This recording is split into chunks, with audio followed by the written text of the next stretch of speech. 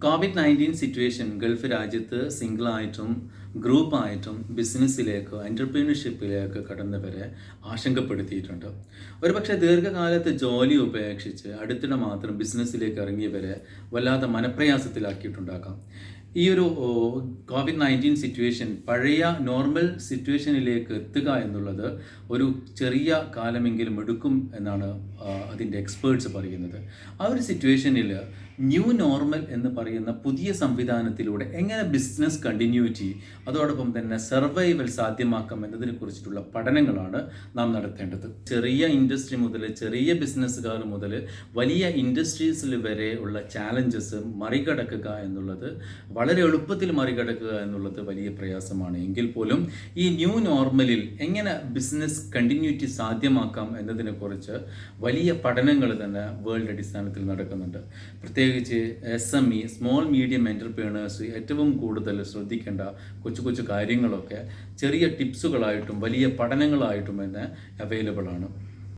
SME owners, SME business നടത്തുന്ന operations ചെയ്യുന്നവർ, അതിൻ്റെ ലീഡർഷിപ്പിലുള്ളവർ കൃത്യമായിട്ട് അവരുടെ ബിസിനസ്സിനെ കുറിച്ചിട്ട് പഠിക്കുകയും നെക്സ്റ്റ് ലെവൽ ഡെവലപ്മെൻറ്റ് കണ്ടിന്യൂറ്റി എങ്ങനെ ആയിരിക്കണം എന്നതിനെ കുറിച്ചിട്ടുള്ള പ്ലാനിങ്ങുകൾ നടത്തുകയും ചെയ്യുക എന്നത് വളരെ പ്രധാനമാണ്. ഒരുപക്ഷെ ഈ ഒരു പ്രതിസന്ധി മറികടക്കുന്നതിന് ഈസി ആയിട്ടുള്ള ഒരുപാട് മെത്തേഡ്സുകൾ അവൈലബിൾ ആയിരിക്കും. ആ ഒരു അവൈലബിലിറ്റിയെ കണ്ടെത്തുകയും പഠിക്കുകയും ചെയ്യുക എന്നുള്ളത് വളരെ ഇമ്പോർട്ടൻ്റ് ആണ്.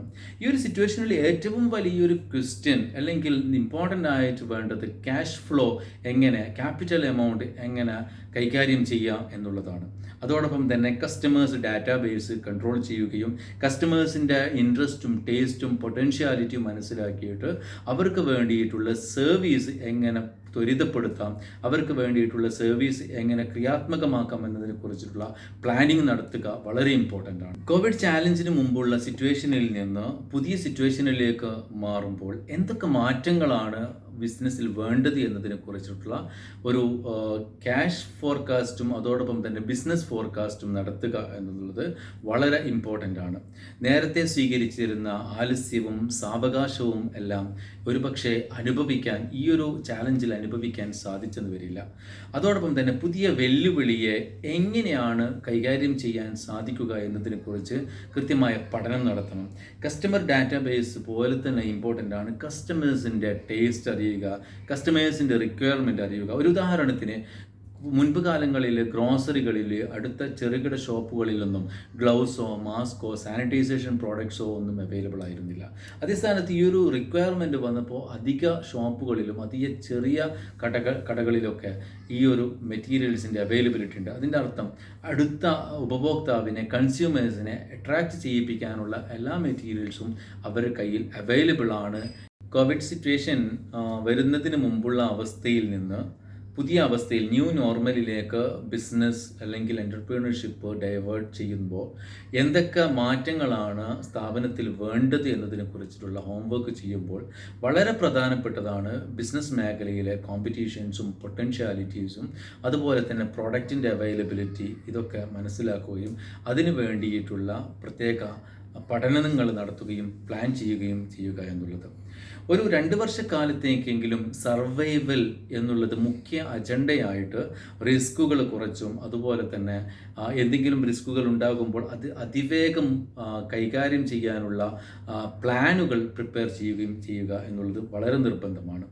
ഒരു കസ്റ്റമർ ഡാറ്റാബേസ് നമ്മുടെ കയ്യിലുണ്ടെങ്കിൽ കസ്റ്റമേഴ്സിനെ പുതിയ പ്രോഡക്റ്റിൻ്റെ അവൈലബിലിറ്റി, പുതിയ പ്രോഡക്റ്റിൻ്റെ അട്രാക്ഷൻസ്, പ്രൈസ് ഓഫേഴ്സ് എല്ലാം വാട്സപ്പ് വഴിയോ സോഷ്യൽ മീഡിയ വഴിയോ അവരെ അറിയിക്കാൻ പറ്റും. പ്രത്യേകിച്ച് പുതിയ കാലഘട്ടത്തിൽ ഒരു ഓൺലൈൻ പ്ലാറ്റ്ഫോം അല്ലെങ്കിൽ ഓൺലൈൻ സംവിധാനം പ്രിപ്പയർ ചെയ്യുക എന്നുള്ളത് വലിയ ബുദ്ധിമുട്ടുള്ള കാര്യമല്ല. ഒരു സെല്ലർ അക്കൗണ്ട് ആമസോണിലോ noon.com അവോക്ക് പോലത്തെ ഇ-കൊമേഴ്സ് പ്ലാറ്റ്ഫോമിൽ ക്രിയേറ്റ് ചെയ്യുകയാണെങ്കിൽ നമ്മുടെ പ്രോഡക്റ്റ് ഓൺലൈനിലായി ഇത്തരം ഇ-കൊമേഴ്സ് പ്ലാറ്റ്ഫോമിലൂടെ സെൽ ചെയ്യാൻ, വിൽക്കാൻ ഈസി ആയിട്ട് സാധിക്കും. അത്തരം കമ്പനികളുമായിട്ട് അല്ലെങ്കിൽ അതുപോലത്തെ പ്ലാറ്റ്ഫോമുകളുമായിട്ട് ടൈപ്പ് ഉണ്ടാക്കുകയും നല്ല ഓഫറുകളൊക്കെ ഇടയ്ക്കിടെ പ്രൊമോഷനുകളായിട്ട് കൊടുക്കുകയും ചെയ്യുമ്പോൾ കസ്റ്റമേഴ്സിനെ അട്രാക്ട് ചെയ്യാൻ പറ്റും. ഈ ചാലഞ്ചിൽ ഏറ്റവും ഇമ്പോർട്ടൻ്റ് ആയിട്ടുള്ളത് പ്രയോറിറ്റി ലിസ്റ്റ് പ്രിപ്പയർ ചെയ്യുക എന്നുള്ളതാണ്. ഒരുപാട് ചേഞ്ചസ് നിർബന്ധമായിട്ടും അഡോപ്റ്റ് ചെയ്യേണ്ട ഒരു സിറ്റുവേഷനിലൂടെയാണ് കടന്നു പോകുന്നത്. ഒരു പക്ഷേ മെറ്റീരിയൽ അവൈലബിലിറ്റി ഇല്ലാതിരിക്കാം, മാനുഫാക്ചേഴ്സ് പ്രൊഡക്ഷൻ സ്റ്റോപ്പ് ചെയ്തിരിക്കാം, റോ മെറ്റീരിയൽസ് അവൈലബിൾ ആയിരിക്കാം. ഇങ്ങനെ ഒരുപാട് ചാലഞ്ചസ് സപ്ലയേഴ്സിൻ്റെ സൈഡിലും അതുപോലെ തന്നെ കസ്റ്റമേഴ്സിൻ്റെയും അതുപോലെ ഡെപ്റ്റേഴ്സിൻ്റെ സൈഡിൽ, ബാങ്കേഴ്സിൻ്റെ സൈഡിൽ ഇങ്ങനെയൊക്കെയുള്ള ഒരുപാട് ചാലഞ്ചസ് വരുമ്പോൾ എന്തൊക്കെ മാറ്റങ്ങളാണ് എൻ്റർപ്രണേഴ്സ് അവരവരുടെ സ്ഥാപനങ്ങളിൽ കൊണ്ടുവരേണ്ടതിനെ കുറിച്ചിട്ട് കൃത്യമായിട്ടുള്ള ഡിസ്കഷനിലൂടെ പ്രത്യേകിച്ച് എംപ്ലോയീസ്, സ്റ്റേക്ക് ഹോൾഡേഴ്സ്, ഷെയർ ഹോൾഡേഴ്സ്, പാർട്ട്നേഴ്സ്, അതുപോലെ വളരെ ഇമ്പോർട്ടൻ്റ് ആയിട്ട് കാര്യങ്ങളൊക്കെ സുതാര്യമായിട്ട് മനസ്സിലാക്കുന്നവരുമായിട്ടൊക്കെ ട്രാൻസ്പെറൻ്റ് ആയിട്ട് കമ്മ്യൂണിക്കേറ്റ് ചെയ്യുക എന്നുള്ളത് ഈ കാലഘട്ടത്തിൽ വളരെ ഇമ്പോർട്ടൻ്റ് ആണ്.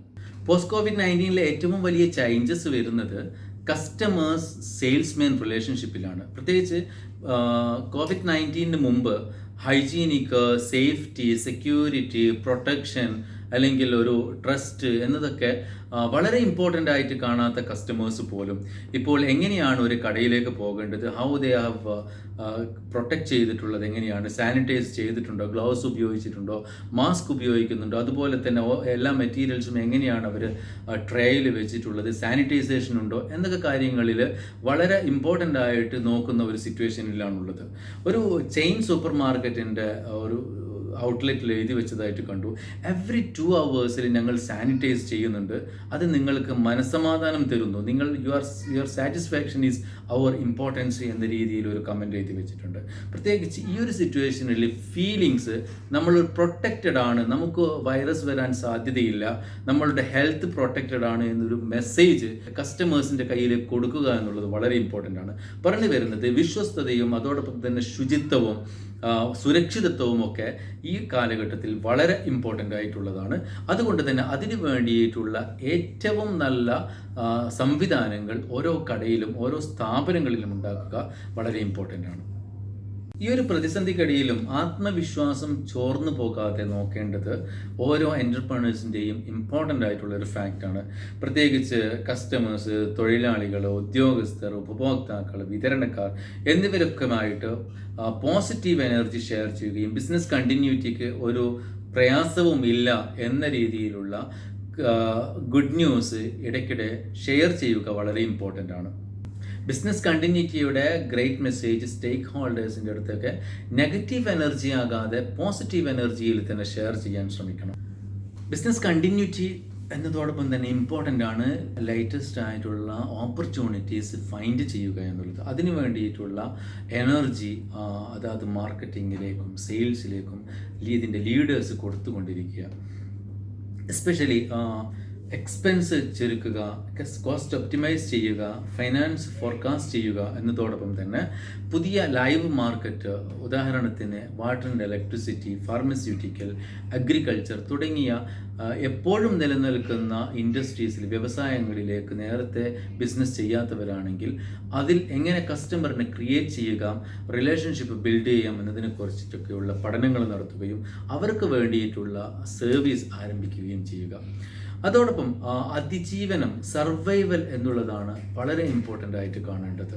കോവിഡ് കാലത്ത് ഏറ്റവും കൂടുതൽ പ്രത്യേകിച്ച് ഗൾഫ് രാജ്യത്തൊക്കെ സർക്കാരുകൾ സർവൈവലിന് ഇമ്പോർട്ടൻസ് കൊടുത്തിരുന്നു. അതുകൊണ്ട് തന്നെ ബിസിനസ് എൻറ്റിറ്റിക്കും അതുപോലെ റെസിഡൻസിനും വിസ ഫീസ് കുറച്ചും കസ്റ്റംസിൻ്റെ എക്സ്പെൻസ് കുറച്ചും ഗവൺമെൻറ്റിൻ്റെ മറ്റ് ഫീസുകളൊക്കെ റെഡ്യൂസ് ചെയ്തുമൊക്കെ ഗവൺമെൻറ് സപ്പോർട്ട് ചെയ്യുന്നുണ്ട്. അതുപോലെ ആ ഒരു ഇമ്പോർട്ടൻസ് മനസ്സിലാക്കിയിട്ട് തന്നെ സർവൈവൽ എങ്ങനെ സാധ്യമാകുമെന്നതിന് പ്രീ പ്ലാൻ ചെയ്ത് ക്യാഷ് ഫോർകാസ്റ്റ് ചെയ്ത് എക്സ്പെൻസ് ഒപ്റ്റിമൈസ് ചെയ്ത് കണ്ടിന്യൂ ചെയ്യാനുള്ള എനർജി എല്ലാ സ്റ്റേക്ക് ഹോൾഡേഴ്സിനും എംപ്ലോയീസിനും കൊടുത്തുകൊണ്ടേയിരിക്കുക.